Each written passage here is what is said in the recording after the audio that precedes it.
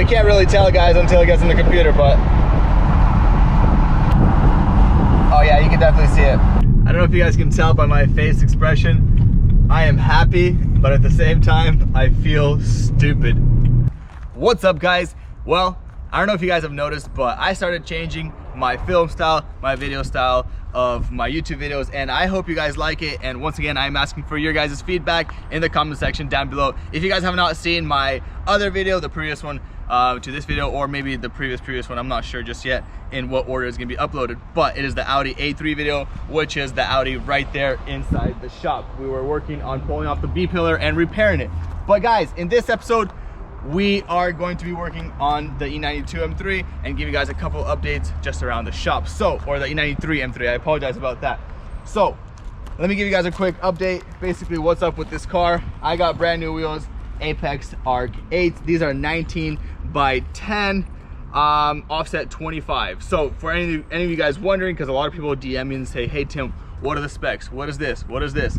Throughout the video, I'll explain basically everything done to a car to make it look like this. It has no scraping, nothing. The car rides perfect like OEM. It is lowered on H&R springs. Do you remember? I believe they're H&Rs. H&R springs. I usually get Megan springs, but I didn't find Megan springs for the Vert, the convertible. So I got H&R springs. I think they were like 260, 270, something like that. So it's lower on those springs. I do have a spacer up front, which is like I forgot, I think a 7mm up front spacer, and in the rear I have a 15mm in the back. 15, right? I will confirm and write it down in the description area down below. But guys, if you guys saw the rebuild series on this car, it was hit in the passenger side right over here. The hood is original, bumper I replaced, headlight I replaced and built, and then fender I replaced, and suspension assembly I replaced. Everything was good up until a couple of days ago. I started noticing the shake that I was talking about getting harder and harder and harder. And right now that shake is pretty vigorous. You can really feel it. I went ahead and lifted the car up, which I didn't put any, or I didn't film anything, but I went under there, had someone shake the steering wheel while I was looking, and I confirmed that it is the steering rack that is bad. So I ordered a brand new steering rack, and I'm assuming that from the accident it got damaged, and over time it got more and more worse. So let's go right now for a test drive. I'll show you guys the shake. I'll show you guys, you know, just maybe the camera can't capture, maybe it will, but it's pretty darn aggressive, so it should. But the first thing we got to do is drop the top and feel some sunshine on my bald head, and maybe we can do a little burnout or something. Yeah, show them something. Let's do it. Let's show them what I got. But we'll see. Polestar sounds pretty good. I mean, it's stock, it's bone stock right now, but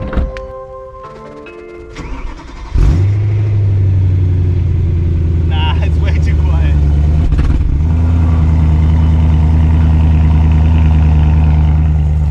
Definitely needs an exhaust. Eventually. So we're pulling out on the highway, and I'm going 49, 50-ish. It's a very minor shake.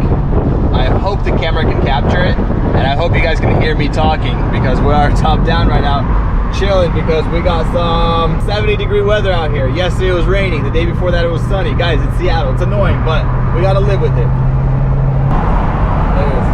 The whole car is shaking. I can feel it in my feet. Look at this.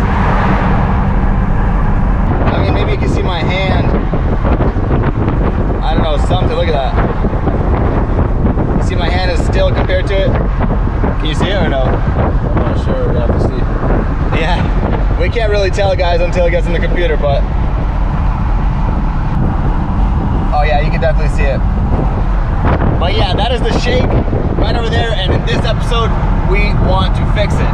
So that is our #1 priority, and I'll show you guys all the steps on how to change that steering column and all that. So we're gonna go ahead and pop a U-turn, let's get some coffee, go back to the shop and get our work gloves on and get straight to work.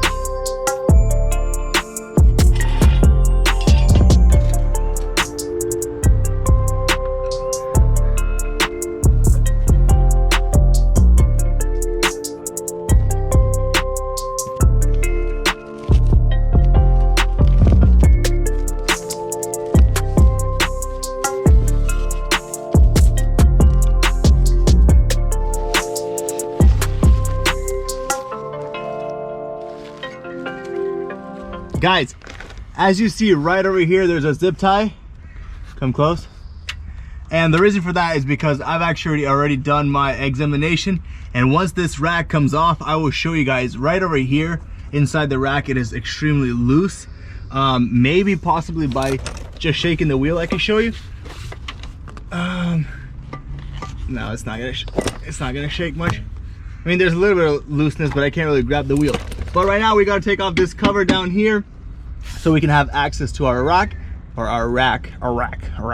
Anyways, have access to our rack, and from there it's pretty straightforward. I think there's a couple bolts, tie rods, and then hydraulic lines, and we should be golden. So we're gonna get right into it, get this puppy off, and show you guys the damage on it.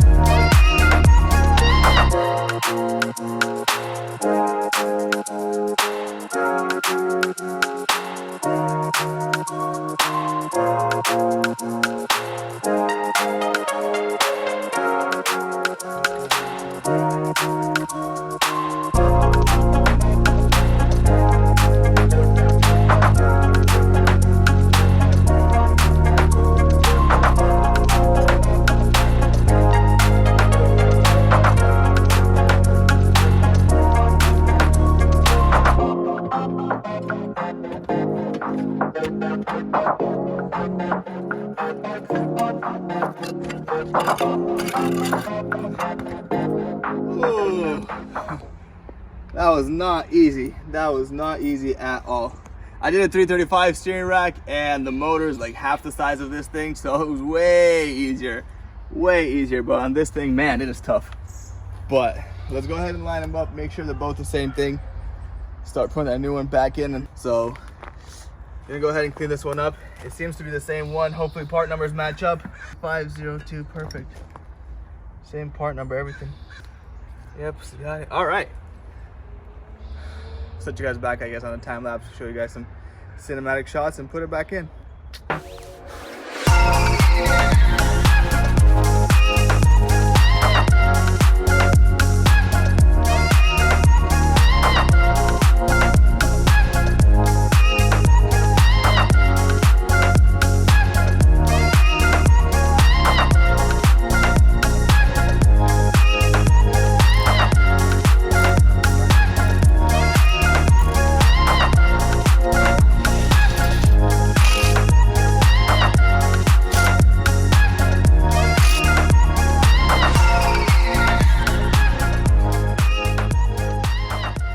So we have got the new power steering rack inside of our E93 M3. But before we go ahead and lower the car down on the floor, we're gonna actually go to our local O'Reilly's, pick up some power steering fluid, put it in there, bleed the system by turning all the way left, all the way right a couple of times, make sure we got fluid all throughout the whole entire rack and throughout all the lines and everything. And then we're gonna lower the car and go for a test drive. So guys, fingers crossed. I always say this, but fingers crossed it does not shake anymore, because that's one of the very, very annoying things when driving the car. I want this car to be perfectly ready for sale if I do ever want to sell it, because I actually really love this car. But I will sneak peek. Actually, I'll just tell you guys, reveal the secret a little bit later on why so many cars are for sale. But let's go to O'Reilly's.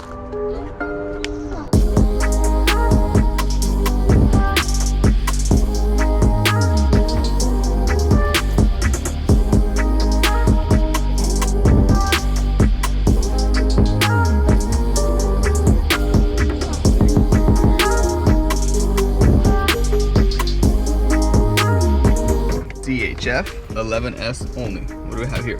CHF 11S. No only. No only.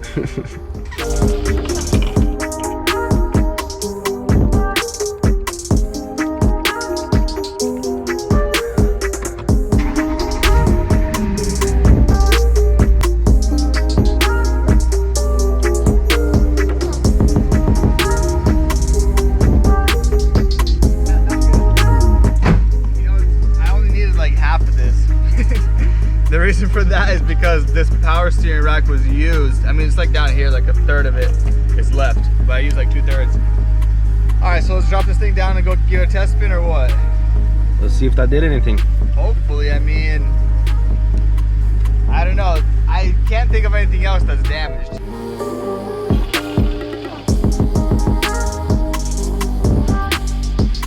So we've changed our steering rack. And we have some unfortunate news. It is still shaking, but it's a little bit of a different shake, so I'm not sure what exactly it is, and I won't fully tell until we drop off the car for alignment tomorrow, because right now it is 8:24 p.m. and the alignment shop is already closed. So first thing tomorrow morning, we're gonna drop the car off at alignment.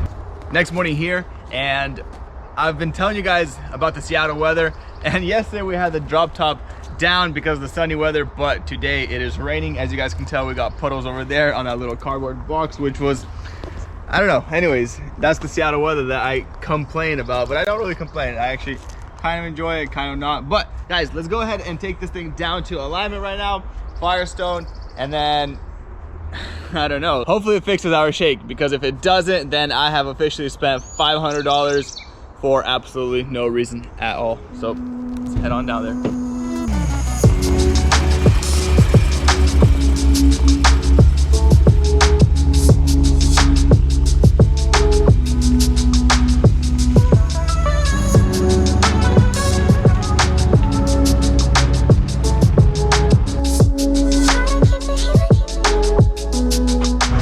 All right guys, so I just got out of Firestone right behind me, and here's the E93.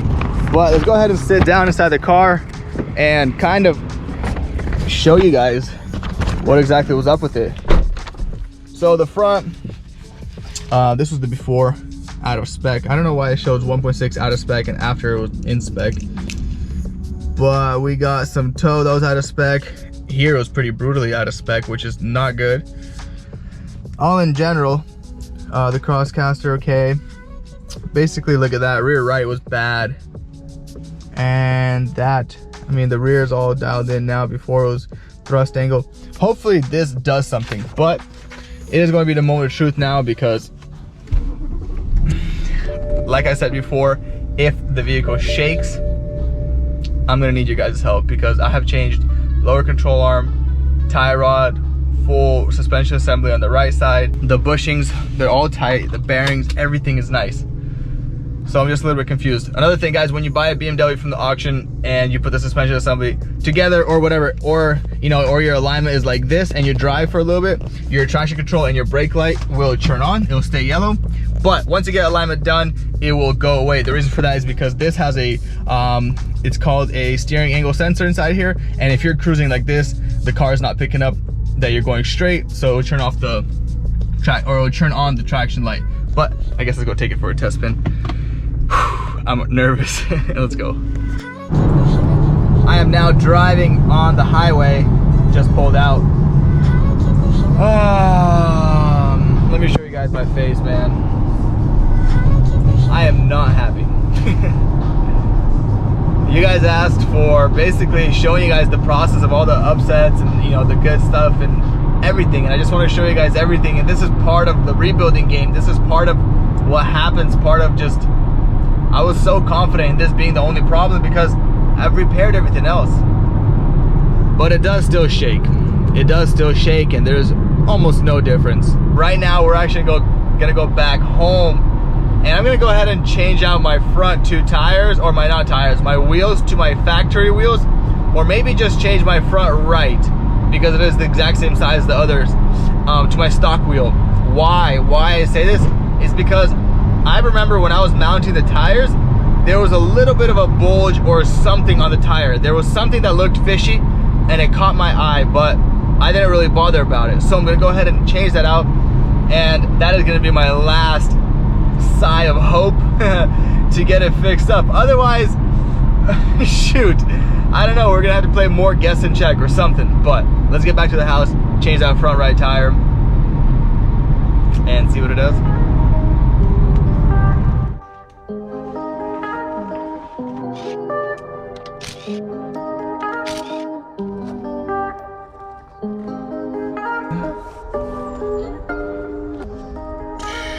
Actually, it got bigger. It was definitely not like that. You sure? Yeah.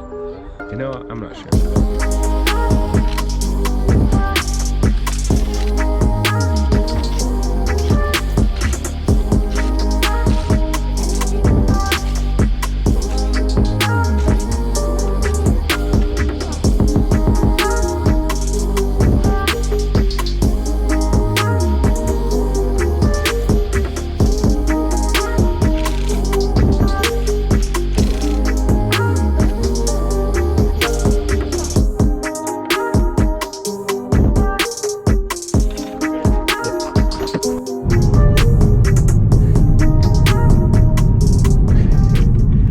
If you guys can tell by my face expression, I am happy, but at the same time I feel stupid. Sometimes in this world the easiest and simplest thing is the fix. I've done everything to try to fix this stupid shake. It's irritated everything out of me. Like, I just wanted to throw this car away. I would have never in my life thought that a 7mm spacer would fix this shake. I've had, I don't know how to explain it, guys, but I put the 2 stock wheels up front and I left the spacer on one side, or I changed one, I went for a test spin and it shook like even harder. And I was like, what in the world is going on? How come it's shaking even worse? And then I decided to take off the 2 front spacers, and it kind of rang a little bell in my head. I didn't really put that spacer on, like I put it on carelessly. I didn't really try to self-center it, even though the spacer is not self-centered. It is what is it called? Hub-centric. Hub-centric, yeah. And then I was like, okay, I'm gonna take the spacers off completely and put my stock wheels on here, and voila, no more shake. Drives like a dream, 75, almost 80 miles per hour. We have no shake whatsoever. The verdict of the story is, start from the simplest steps. Start from the simplest steps, bro. This is ridiculous. I spent $500 for no reason at all. So with that being said, if any of you guys want a power steering rack from an E92, E93 M3 with 73,000 miles, go ahead and comment down below. 300 bucks, it's yours, because I don't need it. But man, am I happy. This thing is finally fixed. We can move on and do the painting on the wheels, do the painting of the calipers, and continue with our cosmetic upgrades. Man, am I happy, guys. This is crazy. This is crazy. Let's go celebrate, get some coffee or something, or what, dude? This is just, oh my goodness.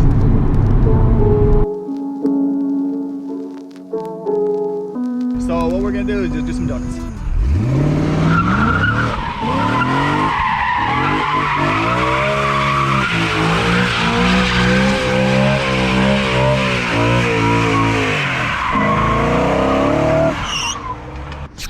Back at the house now, and what we're actually going to do is go ahead and put my Apex Arc 8 wheels back onto the car, and that is probably going to be a wrap for this video, guys. Comment down below if you guys enjoyed this kind of video. I've been getting some great response on my previous video about the Audi A3, which is inside the frame machine over there. All like super positive responses. You guys are liking it. You guys are saying 15 to 20 minute videos 3 times a week, and that is something that I actually really want to do. So I'm gonna put that as a goal and try to smash that goal, try to get content out for you guys and just show you guys the good vibes. Maybe something educational, maybe you guys can learn something, maybe you guys can teach me something. But let's go ahead and get this thing done. I also do have some red Apex center caps because those are black, which I'm gonna slap in right now just to see how it looks like. But in the next episode on the E93 M3, the wheel color is gonna be different, and most likely that's gonna be actually a price reveal on the E93, on the cheapest E93 M3 I think in the world, because you guys will be surprised. My love for this car, I just got it back. Like, that shaking literally pissed me off. So let's get those wheels changed.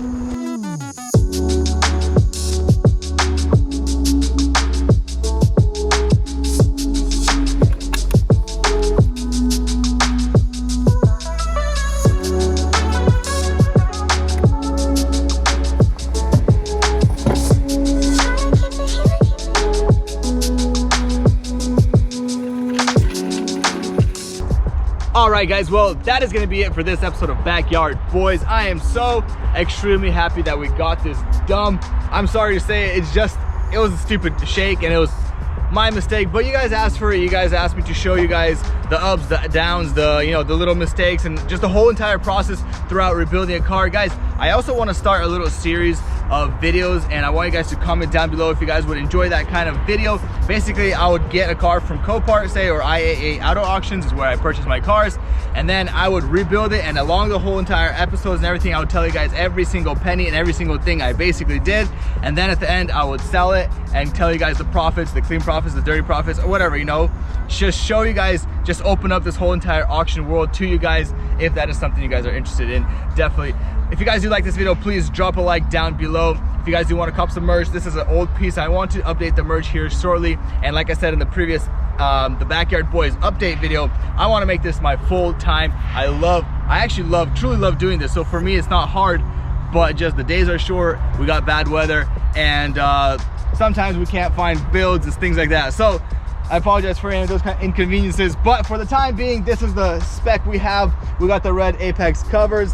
The car is extremely dirty. I did a little bit of off-roading, which I will show you guys, not the off-roading, but why the wheels are dirty in a couple episodes. Very, very exciting news. I will also do a fleet update on the whole entire garage and just show you guys basically what cars are sold, what cars I still have, the reasons why I sold it. Very exciting. Basically, the future of this channel is very, very, very exciting, and I'm extremely pumped to have you guys tag along with me. With that being said, you guys have a blessed rest of the day, and I am out.